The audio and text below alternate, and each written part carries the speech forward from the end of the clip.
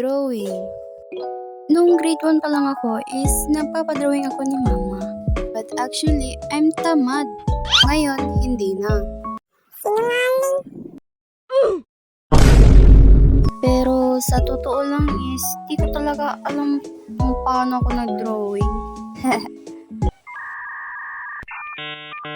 Ewan ko kung totoo ba pero natuto ako mag-drawing dahil sa anime.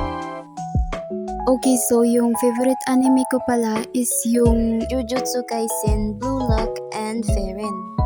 Bali, yung pinaka-favorite ko dyan is yung Jujutsu Kaisen dahil kay Gojo. Saan yung drawing dun? Anime yung ano mo?